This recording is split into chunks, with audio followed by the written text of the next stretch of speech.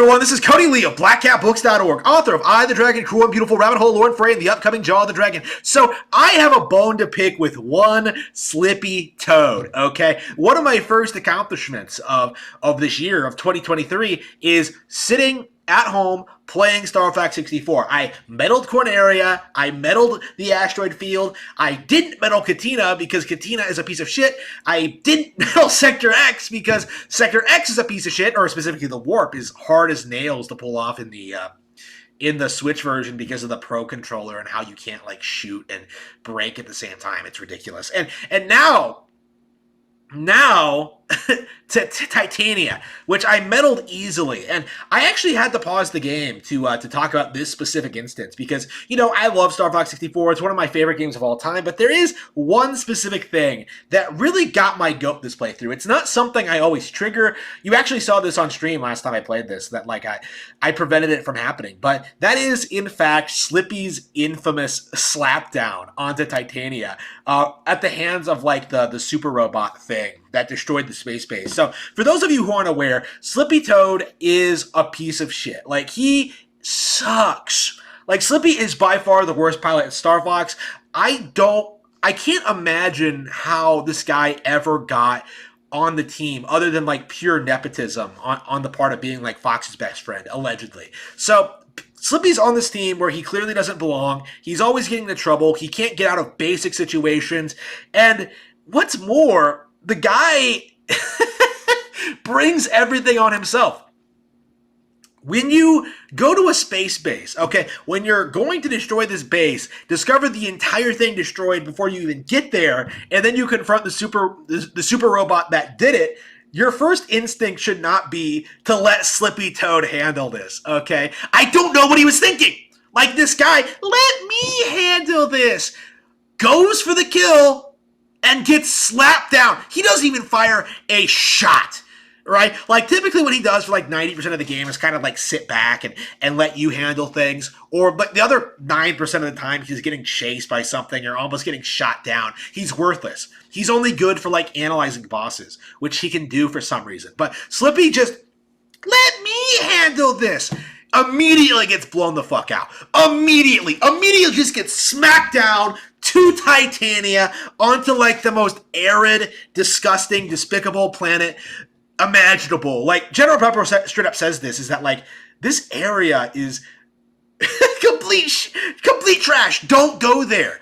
Fox is only going to Titania just to rescue Slippy. There's no like reason for the mission. There's no benefit to the mission of stopping Andross. He doesn't have a presence on the planet because apparently Andross hates Titania too.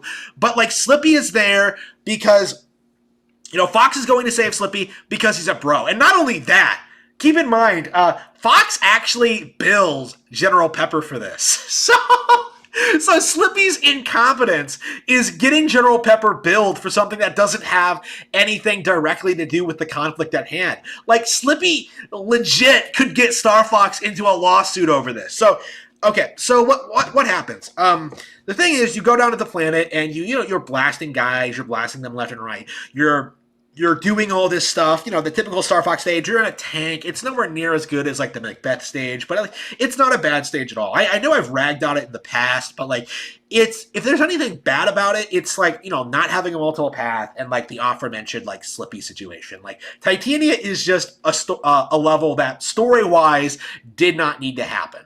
Especially when you actually see Slippy. So, like, when you see the smackdown, when you see Slippy getting smacked down for, like, the first time, right? Like, you just kind of, like, take it in stride and just like, okay, we gotta rescue Slippy again. But when you get hit to him on the planet, when you find out where he is, how exactly on this entire planet surface, you know, this like, space mass that's, like, I don't know how big a planet would be. Like, what is it, like 10,000 miles? Something like that. You know, this desert planet. How exactly, in this barren desert lifeform planet, do you land exactly on the giant super monster that's lurking underneath the sand? Like, either Slippy landed, like, exactly where that thing was and it grabbed him, which isn't likely, or more likely Slippy got knocked to the planet, recovered, and then like flew into that thing himself. Because there's absolutely no way he was smacked down on from. There's absolutely no way, statistically speaking, that he was hit by a boss, smacked down to a planet, a whole other level, and then like got grabbed by another boss. And here's the thing: like when you start weakening the boss, when you start blowing off its arms and stuff like that, and Slippy goes free, he's flying around like normal. Like there's nothing actually wrong with the R-Wing, right? When you take into account that specific aspect, that like Slippy, once he's like free from that thing's grip, once he's like he's able to just go around, fly around normally. Like he doesn't need like maintenance. He doesn't need like help getting his R-Wing to the Great Fox. No, he's just flying around normally. You realize something, like something that horrifying. There was never actually anything wrong with the R-Wing. The only reason Slippy was knocked down to the planet, was because he is such an incompetent pilot, he could not get his ship straightened when he was smacked down. Because, like, when you compare what the others do, like, yeah, they get smacked around by the same attacks. Like, Fox can get hit by the same exact karate chop if you're incompetent enough, right? But he's not. That's the thing. Like, Fox, Falco, and Peppy do not get smacked down. Why? Because they're not complete garbage. So not only does Slippy get hit, he doesn't recover properly. Like, he's like, you can see him like spinning around like all over the place. Like, it should be a simple matter of simply like, I was thinking this is how the G diffuser works, is that it's supposed to like reorient your gravity and like keep the ship like straight. Like all he had to do was like take advantage of the ship's natural features, the things that are built into it, and like regain control and like fly back to fight the first boss. Like this entire segment is entirely Slippy's fault. It's not just the fact that he was smacked down by a boss. It's that he was incompetent enough to get knocked down to a completely different area, completely off the rails, to a level that nobody wants to play, to fight a boss that nobody needs to fight because he couldn't figure out how to get back.